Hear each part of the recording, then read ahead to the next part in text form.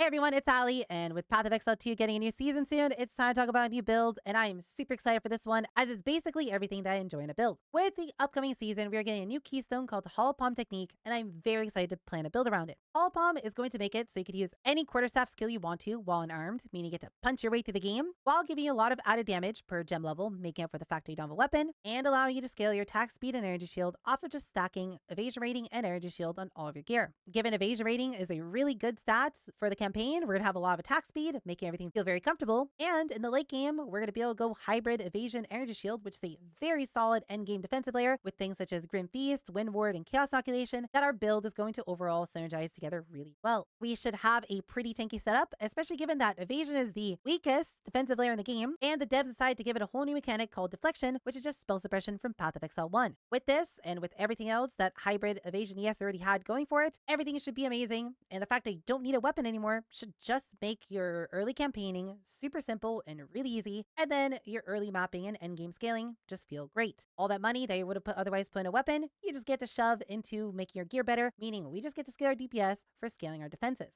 Now, before we go any further, I do need to mention that this build does involve a little bit of risk. We are going to be playing a Deadeye, meaning we do have really good backups of playing either Lightning Arrow or Lightning Spear. And if Hollow Palm doesn't end up working out, we can't always just put on a staff and just play the build of the staff. But given that we do not know the added physical damage values on Hollow Palm, we just have to expect that GG is making Hollow Palm be just as good as a weapon, because if it's not, it's honestly going to be downright sad, and in my opinion, a failure of balancing this keystone. We are taking a risk going for this build and hoping that GG balancing makes sense. We're not going to have any info before league launch. They have been warned about the risk involved in it, but we do have backups, and I'm feeling fairly confident about it. At the same time, I do need you to be aware that there's also going to be a classic Allie 20,000 word written guide, encyclopedia, master's thesis, college degree paper, whatever you want to call it, on the build. There'll be a link in the description below. That's also going to cover literally every single tiny detail that we're going to be going over in this video and more. It's going to include a leveling guide, as well as giving you a lot of information about how to gear yourself, all the skills you're going to want, when you're going to put them on, how you're going to put them on, and whatnot. So this is going to hold your hand through literally everything.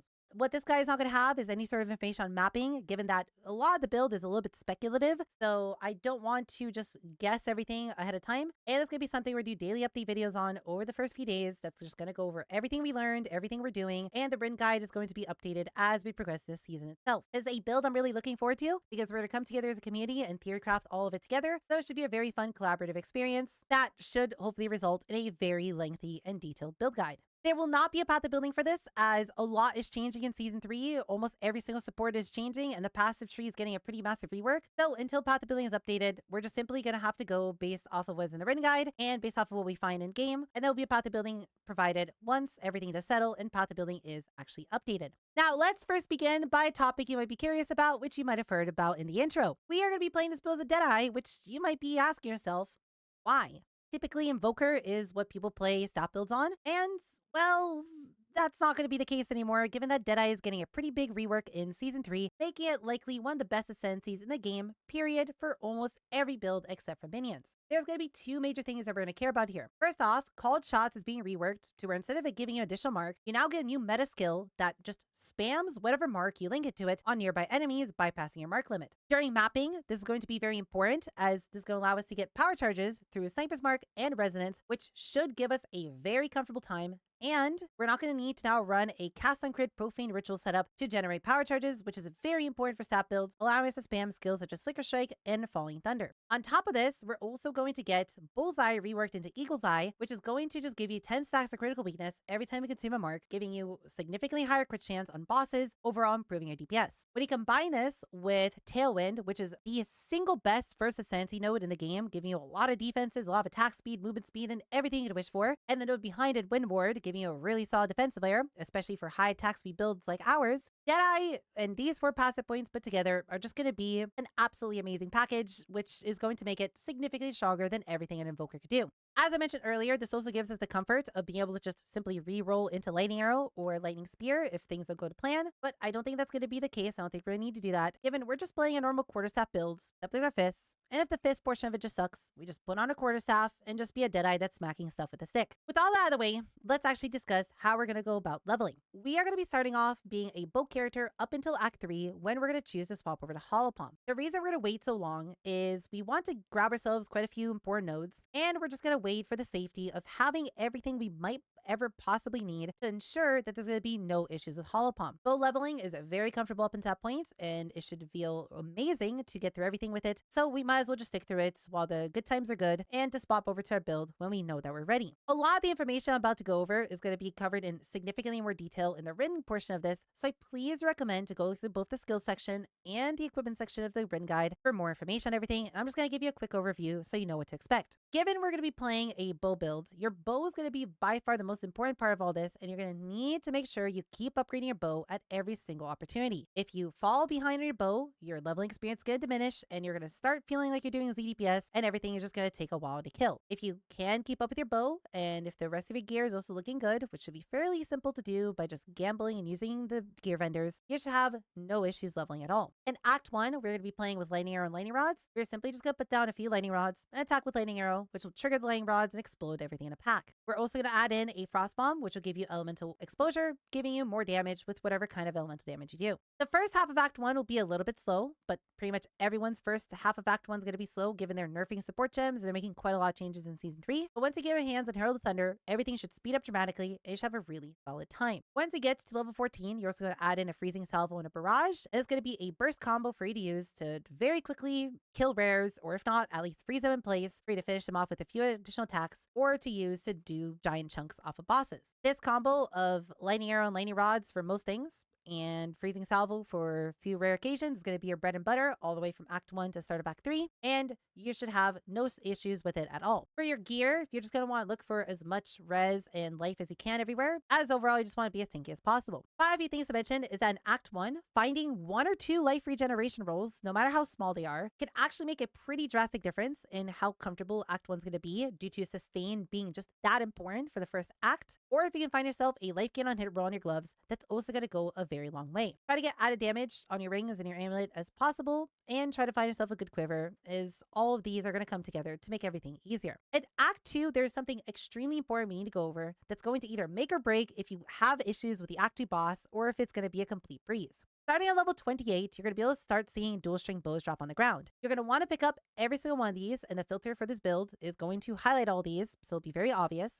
And you're going to want to immediately use transmutes and augmentations on them as needed to try and roll for % physical damage. Once you do that, you're then going to want to use a regal orb on them to make them rare. And if it ends up rolling something like added damage or attack speed, you're then going to use all of your exalted orbs, which you were saving up until this point, on that bow to make it as strong as possible. From there, you're also going to want to use 2 artificer's orbs on them, which you just get by scrapping gear with sockets on them, which will all be highlighted in the loot filter as well. So make sure you pick up every single one of them. You're going to put 2% physical damage runes in that bow, and then that thing is going to tear through the Act 2 boss. If you don't happen to get lucky and find a good bow on the ground for you to do all this with, you're going to instead go to Risu and use her as a gambler for bows until you get yourself a dual string that you can then craft like this. This is a very important step of leveling this build, and pretty much every lightning arrow Deadeye is going to do this. And if you don't go through this process, you're unfortunately going to have a pretty rough time on the Act 2 boss. Everything else is going to be completely comfy as long as you just keep finding new bows off the ground and just upgrading them as you go. But this roadblock of the Act 2 end boss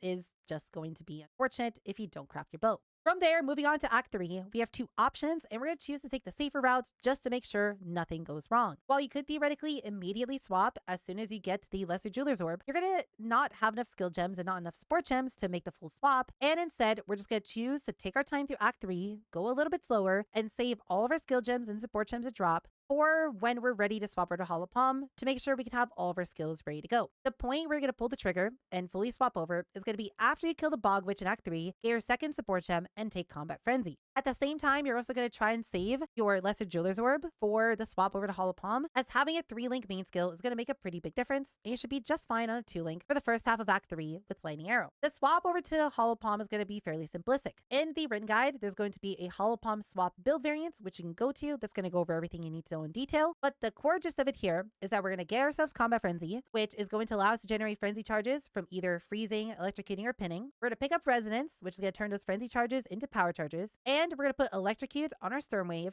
along with us picking up the Electrocute nodes on the tree, allowing us to electrocute things as we hit them, giving us Frenzies, which then gives us power charges, allowing us to turn on Charge Staff. Charge Staff is going to be a disgusting amount of your damage, and this is going to make everything's super simple. And from here on out, no matter what happens at Holopalm, Charge Staff will be able to carry you if it ends up being underpowered. For clearing, you're just spamming Stormwave on everything. And then for bosses, we're going to use a combination of Tempest Flurry and Tempest Spell to deal all of our damage. You're simply just going to hit the boss with Tempest Flurry, which is going to build up combo stacks, allowing you to put down Tempest Spells, which you can then hit to radiate AoE damage to bosses. Try to put the bell directly on top of the boss so you can hit both at once. And with this, you should be able to melt through bosses fairly quickly, assuming you're keeping your charge staff active. We're then going to also put another Electrocute, because we now have multiple supports, on our charge staff, giving you power charge sustain mid-boss fight. For your second lab, you're then going to go and pick up Called Shots, which is then going to allow you to start spamming Voltaic Mark everywhere, where we're going to put a third Electrocutes, allowing us to then be able to get even more power charges while clearing, fully ensuring that you have zero issues at all. It's also going to give you quite a lot of explosions every time you kill the monster with Voltaic Mark on it, make your clear, along with Herald of Thunder, feel really comfortable.